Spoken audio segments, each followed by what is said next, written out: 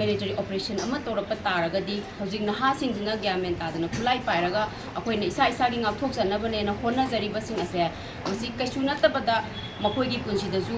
aranba amadi makoi punsi se akoi gi khangu thakda pikhamna kidra haibagi akoi da akiba ama leijai masi je akoi gi ifong gi 15rak suba foundation de thoramni aduga hatak se akoi na team ama oina khangasai for stop militarization and active polarization in Manipur have a team sigi makha da koina foundation se koi chamna pangthok sare koi haugi ba jahi kya da di koi hakel lek tamba koi thawai sing adu da photo myam thecharaga tawjabani adu bu hataki jahi se di akoina anoba team sigi makha da akoina Manipur da thokiba thogdo wathok armed forces special power act ki sigi makha sida ko koi gi militarized ki achauba khut ama yauraga sidai sida mihad mipun kaya ama chathaba miot minai kaya ama asiba kaya adagi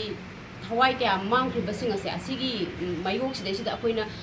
chahi khudingi ne nam tunga amba thogdok ta akoina photo da leikatpa akoina asiba sing asibu ikai kumna oina dikalle haraga su asiguma thogdok sing ase akoi je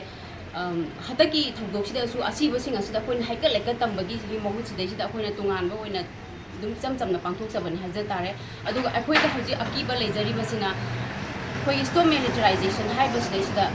Manipur da akoi je military gi akiba myam ama akoi isam akoi organization asidagi wari victim gi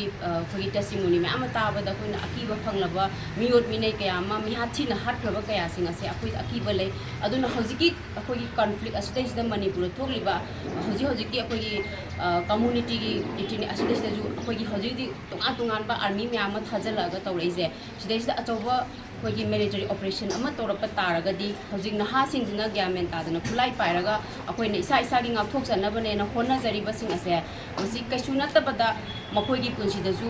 aranba amadi makoi punsi se akoi gi khangu thakda pikhamna kidra haibagi akoi da akiba ama leijai aduna masi lengang na athuba matamda sangdaina duna warosin purak na bohonna biu haina akoi gi khongi maikai tegi akoina appeal tawjari Manipur da akoi gi lukhrabi masing achuki mati yangre mama sing masa kaina bagi maisa kaya amana waduna leiriba relief camp da akoi gi waduna leiriba mi sing jigi yengbada akoina victim family ama oina asigumba gi thodok sing ase Manipur da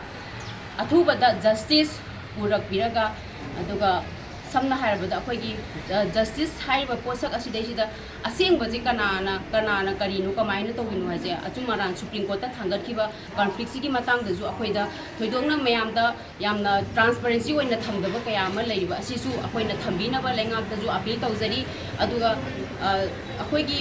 asigumba thogdok sing ase akoi gi amuhanna Manipura thogan bidana ba koi peace oina Manipura ta koi tangdu leitana hingba yana ba Manipur koi gi miam miyam sing ase asi tangdu leitana hingba ngamdri ba ase tangdu leitana hingba ngamna bai da makam koi gi lengak na madi central lengak no kona view hai ba se koi gi appeal khongi mai kai dagi appeal tawjari